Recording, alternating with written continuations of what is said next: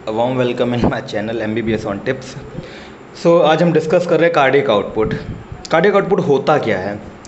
ये फिजियोलॉजी का एक टॉपिक है। कार्डियक आउटपुट होता है amount of blood pumped by each ventricle पर minute into the circulation. Body के सर्कुलेशन में दोनों वेंट्रिकल अगर पर मिनट कितना अमाउंट ऑफ ब्लड सर्कुलेट कर रही हैं, that is called cardiac output. Similarly हम यहाँ पे ईच वेंट्रिकल पर मिनट पे ध्यान देते हैं, और यही रिस्पेक्ट पे अगर हम पर बीट की बात कर जाते हैं कि ईच वेंट्रिकल अगर पर बीट कितना अमाउंट ऑफ ब्लड सर्कुलेट कर रही हैं, that is called stroke volume. तो पर अगर बीट की बात कर रहे हैं तो सिमिलरली दो पॉइंट देख रहे हैं, एक बीट देखा जा रहा है, एक स्ट्रोक वॉल्यूम देखा जाए। तो कार्डियक आउटपुट दो चीज़ों पे डिपेंड करेगा, हार्ट रेट या हार्ट बीट पे, सेकेंड स्ट्रोक वॉल्यूम पे। नियरली एक नॉर्मल हेल्दी पर्सन पे कार्डियक आउटपुट 5 to 6 लीटर पर मिनट होता है। हम ध्यान रखना है कि जैसे ये हार्ट हो गया, ये वेंट्रिकल यहाँ से भी ब्लड, यहाँ से भी, दोनों वेंट्रिकल से ब्लड पंप आउट होगा, वो 5 to 6 लीटर होगा। कौन कौन से फैक्टर प्ले करते हैं कार्डियक आउटपुट पे? हमने कहा कि हार्ट रेट होता है, तो स्ट्रोक वॉल्यूम इसका फॉर्मूला होता है। तो हार्ट रेट प्ले करेगा, स्ट्रोक वॉल्यूम प्ले करेगा। वो कैसे प्ले करेगा? हार्ट रेट कैसे प्ले करेगा? या तो ऑटोनॉमिक इनर्वेशन, या कोई नर्व से इनर्वेट करेगा, नर्व इफेक्ट करेगी तो हार्ट रेट इफेक्ट होगा, या तो कोई हार्मोन इफेक्ट करेगा, या तो फिटनेस लेवल पे इफेक्ट होती है, या तो एज पे इफेक्ट। जितनी ज़्यादा एज उतनी प्रॉब्लम आती है हार्ट रेट्स में। सिमिलरली स्ट्रोक वॉल्यूम, अगर वॉल्यूम की बात करें तो वॉल्यूम क्वांटिटी की बात करें तो वॉल्यूम साइज़ पे डिपेंड करेगा। हार्ट साइज़ क्या है, जेंडर पे बात करेगा। सेकंड कॉन्ट्रैक्टिलिटी पे बात करेगा, कितना हार्ट कॉन्ट्रैक्ट कर रहा है, ड्यूरेशन ऑफ कॉन्ट्रैक्शन पे डिपेंड करेगा। जितना जल्दी कॉन्ट्रैक्ट करेगा उतना ज़्यादा कॉन्ट्रैक्शन होगा। सेकंड करेगा pre load and after load पे। प्री लोड और आफ्टर लोड में डिफरेंस क्या होता है? हालांकि प्री लोड क्या होता है कि एंड डायस्टोलिक वॉल्यूम कह सकते हैं, EDV, and diastolic volume. Diastole के मतलब डायस्टोल के पहले कितना अमाउंट ऑफ ब्लड फिलअप हो रहा है, दैट इज वेंट्रिकल, उतना बोलते हैं pre load. Amount of blood कितना फिलअप हो रहा है before contraction is called pre load. और कॉन्ट्रैक्शन के बाद जो रेजिस्टेंस आर्टरीज फील करती हैं उसको बोलते हैं आफ्टर लोड। जो सिमिलरली कार्डियक आउटपुट डिपेंड करता है हार्ट रेट पे और स्ट्रोक वॉल्यूम पे, वही बात है। तो कार्डियक आउटपुट को कंट्रोल कैसे करेंगे? या तो हम हार्ट रेट को कंट्रोल करेंगे या तो स्ट्रोक वॉल्यूम को कंट्रोल करेंगे। तो कंट्रोल करेंगे, हार्ट रेट को कंट्रोल करेंगे तो एक्सटेंसिक ऑटो रेगुलेशन होता है। कंट्रोल ऑफ स्ट्रोक वॉल्यूम करेंगे इंट्रिंसिक, या ये एक्सटेंसिक मैकेनिज्म से होगा, इंट्रिंसिक मैकेनिज्म फॉलो करते हैं।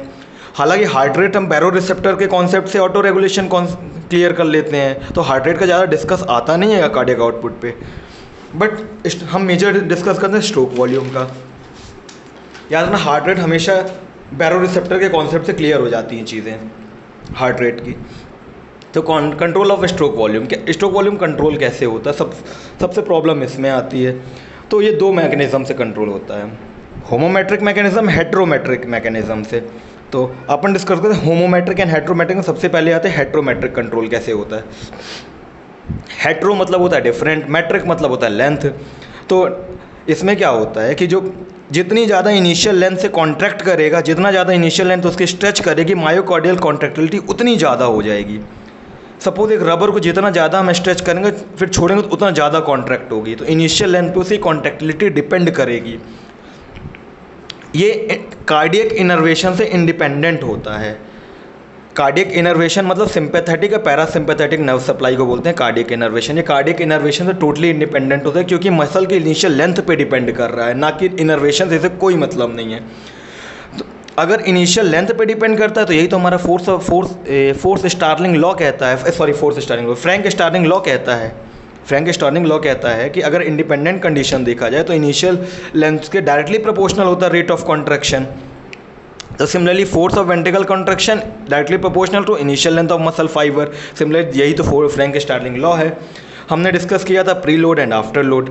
Pre load and after load होता क्या है? Preload the degree to which the myocardial stretch before it contraction के पहले कितना खिंच गया है, मतलब कॉन्ट्रैक्शन के पहले कितना ब्लड आ चुका है, that is called pre load.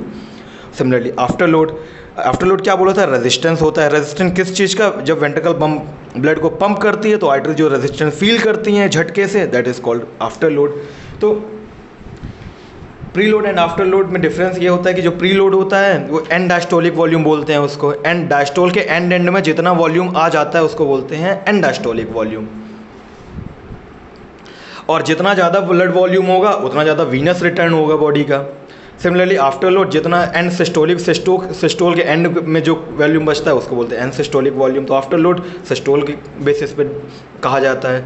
तो वीनस रिटर्न किन किन चीज़ों पे डिपेंड करेगा, जितना ज़्यादा ब्लड उतना ज़्यादा वीनस रिटर्न। बॉडी पॉस्चर पे डिपेंड करेगा। पैथोलॉजिकल कंडीशन, पैथोलॉजिकल जैसे किसी को मायोकार्डियल इन्फ्रक्शन है तो उसका वीनस रिटर्न कम हो जाएगा, या फाइब्रोटिक डैमेज मायोकार्डियल मसल है तो भी वीनस रिटर्न कम हो जाएगा। And I think is a very easy topic. Similarly आ जाता है हेट्रोमेट्रिक रेगुलेशन का।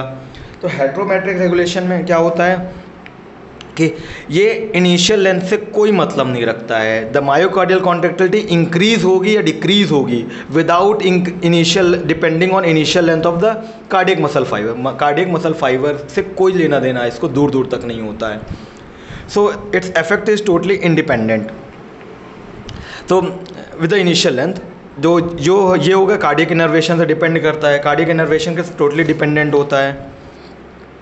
कौन कौन से फैक्टर्स हैं इंक्रीज़ करते हैं, इसमें आता है कुछ हार्मोन्स होते हैं जैसे कैटाकोलामाइन है। कैटाकोलामाइन कैसे इंक्रीज़ करता है, ये साइक्लिक एएमपी की एक्टिविटी को बढ़ाता है जिससे कैल्शियम आयन इन्फ्लक्स होगा। कैल्शियम आयन का काम क्या होता है, मसल कॉन्ट्रैक्शन।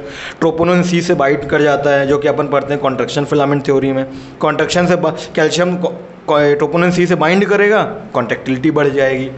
सिमिलर डिक्रीज़ कैसे होती हैं चीज़ें कि यदि किसी को हार्ट फेलियर है तो डिक्रीज़ हो जाएंगी। यदि कोई डिप्रेसेंट ले रखा है जैसे बार्बिट्यूरेट जो कि नेगेटिव इफेक्ट शो करता है हार्ट को तो डिक्रीज़ हो जाएंगी। या तो स्टिमुलेशन ऑफ वेगस नर्व को मिल जाती है तो डिक्रीज़ हो जाती हैं।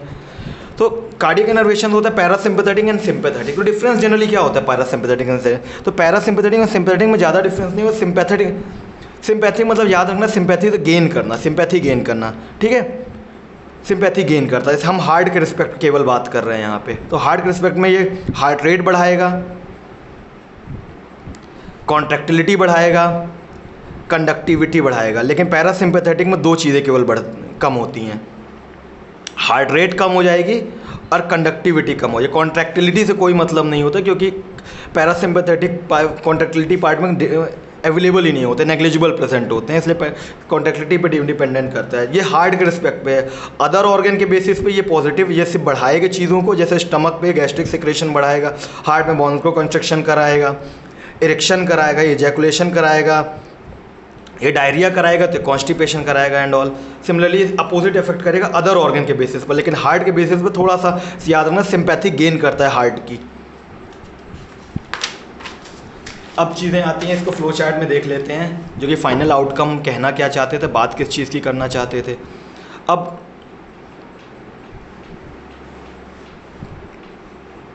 सिमिलरली यहाँ पे देखते हैं कि हार्ट रेट देखते हैं अपन देखे थे हार्ट रेट, ठीक है। हार्ट रेट जो होता था आर्टेरियल रिफ्लेक्स इनर्वेशन से बात किया था, arterial reflex innervation. Heart rate मतलब बैरो रिसेप्टर्स के इनर रिफ्लेक्स से, तो जो आर्टेरियल रिफ्लेक्स होता है वो ऑटोनॉमिक, जैसे ऑटोनॉमिक इनर्वेशंस हो गया, बैरो रिसेप्टर की बात कर रहा हूँ। हार्मोन्स को ये हो गया, वो फ्लक्चुएट करेंगे हार्ट रेट को। सिंपली तो हार्ट रेट चीज़ों पे डिपेंड करेगी, ऑटोनॉमिक इनर्वेशंस पे, हार्मोनल लेवल पे हार्ट रेट डिपेंड करती हैं। जो स्ट्रोक वॉल्यूम पे फैक्टर डिपेंड करते हैं that are venous return, filling time, autonomic innervation, hormone, vasodilation, vasoconstriction. So सबसे पहले प्री लोड पे देखते हैं। तो प्री लोड वेनस रिटर्न और फिलिंग टाइम पे डिपेंड करती है। जितनी अच्छी, जितना कम फिलिंग टाइम में जितना ज़्यादा वीनस रिटर्न होगा उतना ज़्यादा प्री लोड हो जाएगा। ऑटोनॉमिक इनर्वेशन, हार्मोन, कॉन्ट्रैक्टिलिटी पे डिपेंड करती है। Vaso dilation, vaso construction after load पे डिपेंड करी, क्योंकि कॉन्ट्रैक्शन उसे करना है, तो जितना ज़्यादा डायलेशन कॉन्ट्रैक्शन होगा उसके बेसिस पे vaso dilation, vaso construction after load पे जाएंगी चीज़ें। तो प्री लोड बनाता है एंडास्टोलिक वॉल्यूम, कॉन्ट्रैक्टिलिटी आफ्टर लोड बनाता है एंड सिस्टोलिक वॉल्यूम। ये दोनों मिलकर स्ट्रोक वॉल्यूम बनाते हैं, और स्ट्रोक वॉल्यूम और हार्ट रेट मिलकर कार्डियक आउटपुट को जज करते हैं। तो इतना सिंपल सा topic, that's all for today, thank you.